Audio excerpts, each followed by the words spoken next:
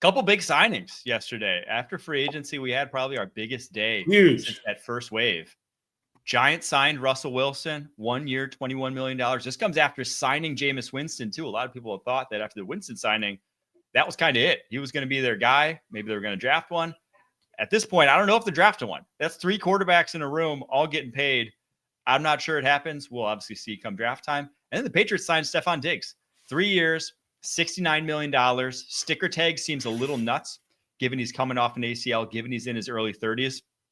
$26 million guaranteed, though. This is one where, if you look at the fine print, it's probably going to come out to somewhere in like a 2-year, $30-ish million deal with some big fake money there at the back end.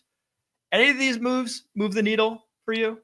Well, I think it's always interesting to have Russell Wilson in the headlines and to have him to go to one of these giant markets, the biggest one in New York. It's going to be even more interesting, and pair that personality with the personality of Jameis Winston, which is once again skyrocketed, off the field. He's all over the place. Anytime you can get a guy like Jameis Winston on camera, it's gold seemingly. Well, now you're going to pair that with Russell Wilson.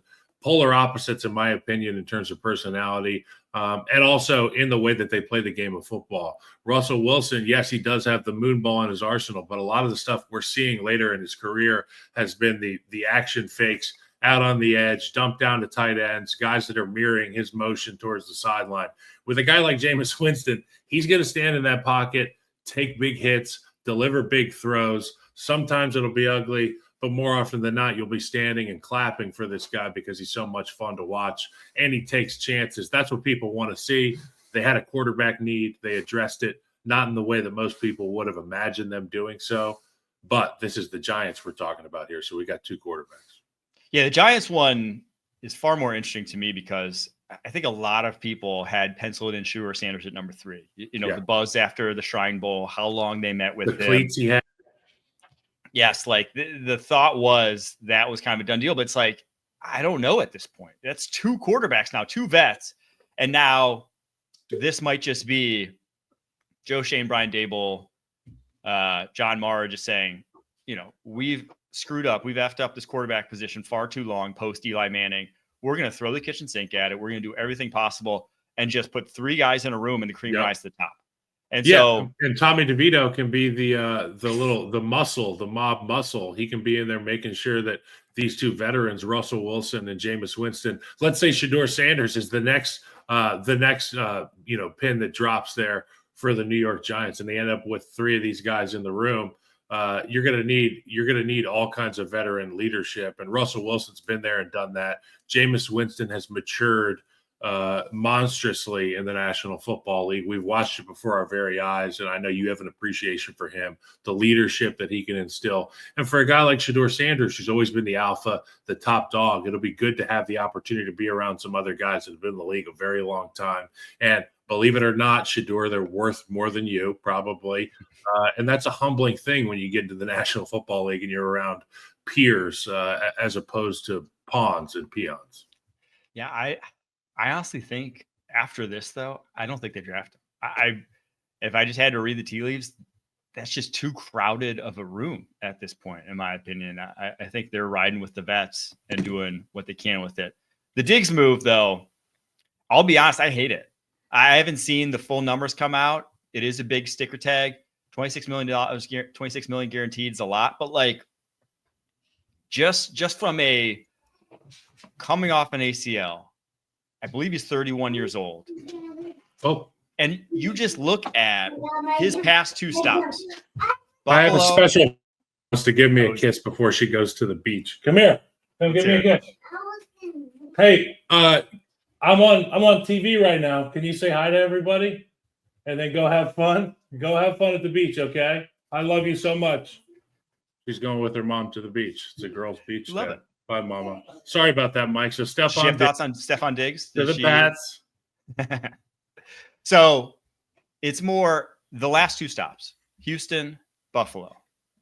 With him gone, so Houston year 1, C.J. Stroud. Stroud was better. Josh Allen, the year after Stephon Diggs leaves, he was better. Yeah. Not to say it has anything necessarily to do with Stephon Diggs himself, and that there is just something circumstances. Yeah, there is something the there. Personality. It's not nothing.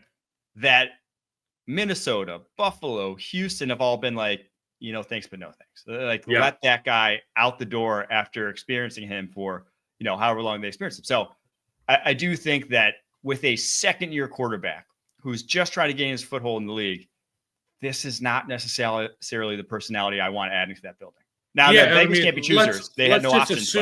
Let's just assume he's healthy and is ready to go play, which we can't assume at this point in his career. Then you're getting a good player, but it always comes with that baggage that great skill players come with. Well, he has extra baggage. He paid for extra baggage because everywhere you see this guy, it's outside of it's outside of a late night spot.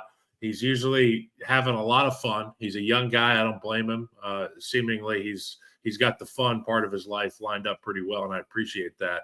If he can go play ball and just be a teammate, be like the guys in his receiver room, then I see him having massive success with a guy like Drake May, and maybe he's smart enough to get the memo on the fact that he's had to pack his bags every single year. But the issue is, I don't see that happening because you can't change your stripes as a person. And once you are a certain type of way, that becomes who you are. And not all the guys in the receiver room are like that. Not all the guys on the roster are like that. And you have to be able to, when you're coming into a locker room, find a way to blend in, find a way to do less in a way. And I'm interested to see if he can do that in New England because it's New England as well. Well, that's the other thing I worry about is you have the coaching staff there. It's Mike Vrabel, Josh McDaniels. They're not like, they're not the most player friendly. They're not just going to let him be, late career Pittsburgh Antonio Brown, where he does whatever he wants. And if they don't need distractions in the new administration. And if he's going there at 31, he's going there for purely financial reasons, right? This is not a guy at the end of his career trying to find his first ring. You're not going to New England if that's the case. They're too far away, right? They're too on the come up. That's why they have the number 4 overall pick. They're not all of a sudden just going to be in the Super Bowl overnight. Now, maybe Drake May is going to get him to the playoffs, but this isn't like what, this isn't a vet just going to a spot to win. So for all those reasons, I just think it's too risky a move to pair with my young quarterback. So from the Pats perspective, man, I don't love it. Hopefully I'll be proven wrong, but I just don't love it.